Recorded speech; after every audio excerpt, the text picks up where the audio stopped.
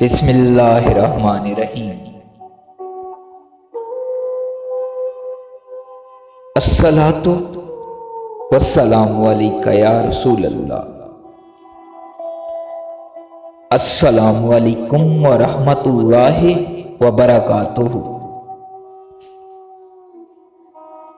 درج ذیل تمام اقوال خواجہ فرید الدین عطار رحمۃ اللہ علیہ کی کتاب تذکرۃ الاولیاء سے اکٹھے کیے گئے ہیں۔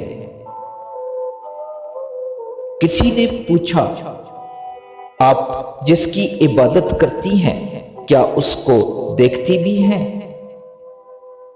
آپ نے جواب دیا، اگر میں نہ دیکھتی تو کبھی اس کی عبادت نہ کرتی۔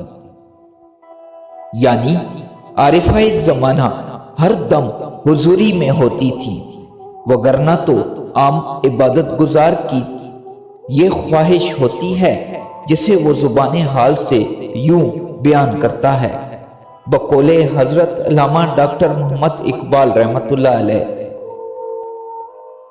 کبھی اے حقیقت منتظر نظر آ لباس مجاز میں، کہ ہزاروں سجدے تڑپ رہے ہیں میری جبین نیاز میں۔ جبکہ زاہدوں کا یہ حال ہوتا ہے کہ یہ پردہ داری ہے کہ تماشا مجھی میں رہ کر مجھی سے پردہ تباہ کرنا ہے، اگر مجھ کو نقاب اٹھا اور تباہ کر دے۔ لیکن عارف خود کو جاننے کے عمل سے گزر کر اپنے رب کو پہچان چکا ہوتا ہے۔ وہ وہی کہتا ہے جو دیکھتا ہے، یہ ہر وقت اس کے حضور میں ہوتے ہیں، لہذا عارف یہ جواب کیوں نہ دیتی؟ کسی نے پوچھا کہ کیا آپ شیطان سے دشمنی رکھتی ہیں یا نفرت کرتی ہیں؟ تو آپ رحمت اللہ علیہ نے فرمایا، مجھے رحمان کی دوستی سے ہی فرصت کہاں کہ میں شیطان کی دشمنی میں مشغول ہو سکوں۔ دوست کو زیبا نہیں کہ دوست حق تعالیٰ کی مرضی کے خلاف کرے، یعنی دوست کو رضائے دوست کا اتنا خیال ہو کہ اگر کوئی تکلیف بھی اس پر آ جائے تو اس پر بھی دوست سے شکایت یا شکوہ نہ کرے، بلکہ اس پر بھی شکر کرے، کیونکہ وہ ہر حال میں راضی بر رضا رہتے ہیں۔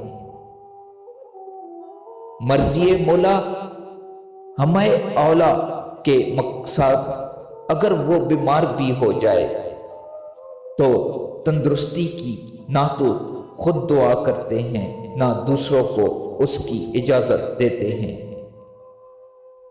جیسے کسی شاعر نے کہا ہے، مرضی یار کے خلاف نہ ہو، لوگ میرے لیے دعا نہ کریں۔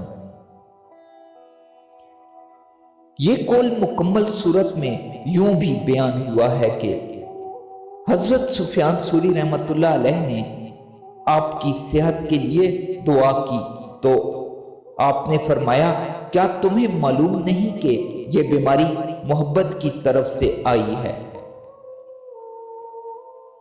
ایسی حالت میں اس کے رافع ہونے کی دعا یا درخواست مسئلے کے رضا کے خلاف ہے۔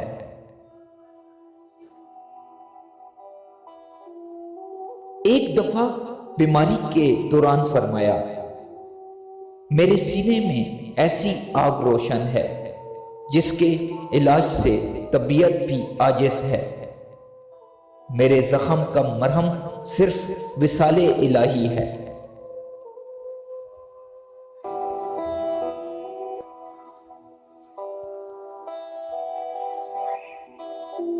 ایک دفعہ بیماری کے دوران فرمایا، میرے سینے میں ایسی آگ روشن ہے جس کے علاج سے طبیب بھی عاجز ہیں، میرے زخم کا مرہم صرف وصال الہی ہے، یعنی یہ بیماری جس نے دی ہے وہی اس کا علاج اور درمان ہے، باقی ساری دنیا کے طبیب اس کے سامنے بے بس ہیں۔ کسی نے کہا کہ آپ شیرین سخن ہے، لہذا آپ کو تو کسی مسافر خانے کی نگہبانی زیبا ہے۔ آپ نے فرمایا، میں خود اپنے مسافر خانے کی محافظ ہوں، جو کچھ میرے اندر ہے اسے باہر نکالتی ہوں، اور جو کچھ باہر ہے اسے اندر داخل نہیں ہونے دیتی۔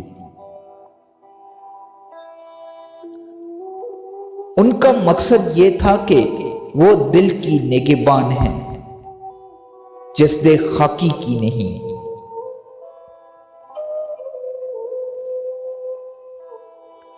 میں اس لیے روتی ہوں کہ کہیں ایسا نہ ہو کہ موت کے وقت یہ ندا آئے کہ تو ہماری درگاہ کے لائق نہیں۔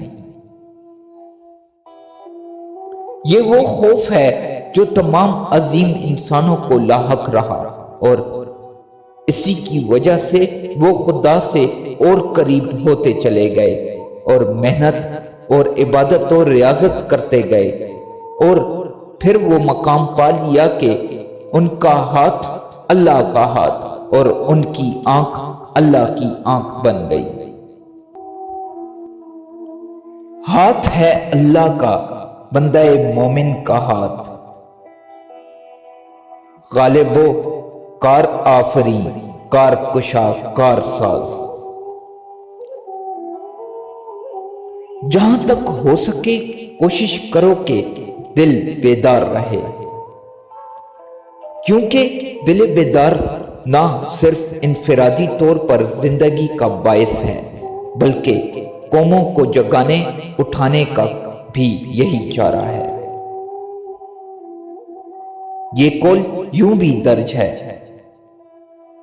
کوشش کر کے دل کو بیدار کرو، اور جب دل بیدار ہوگا تو پھر محبوب کی طلب نہیں رہتی۔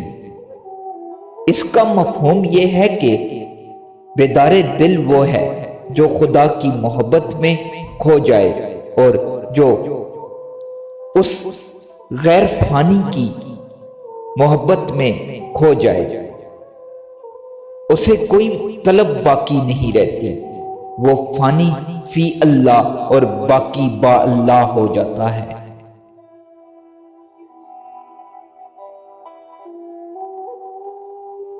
زبان سے استغفار کرنا جھوٹوں کا کام ہے، کیونکہ وہ عموماً تو برے کام نہیں چھوڑتے، صرف زبانی کلامی توبہ کرتے ہیں، لہذا وہ جھوٹے ہوتے ہیں۔ اگر ہم خود بینی سے توبہ کریں تو دوسری توبہ کے محتاج ہوں گے۔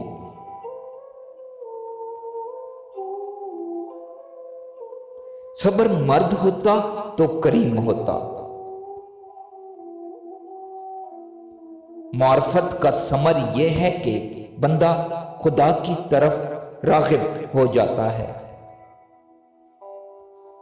مقصد یہ ہے کہ معرفت انسان کو ما سوا اللہ سے بیگانگی اور اللہ تعالیٰ سے یکانگی پر مائل کرتی ہے، اور انسان ہر طرف سے منہ موڑ کر صرف اللہ کا ہو جاتا ہے اور کہتا ہے، قل ان صلاتی و نسکی و محیای و مماتی للہ رب العالمین۔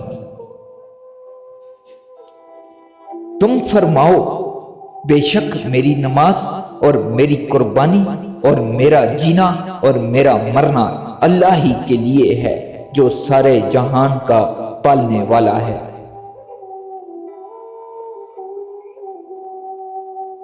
عارف وہ ہے جو حق تعالیٰ سے دل چاہے، اور جب اس کو پاک صاف عطا کیا جائے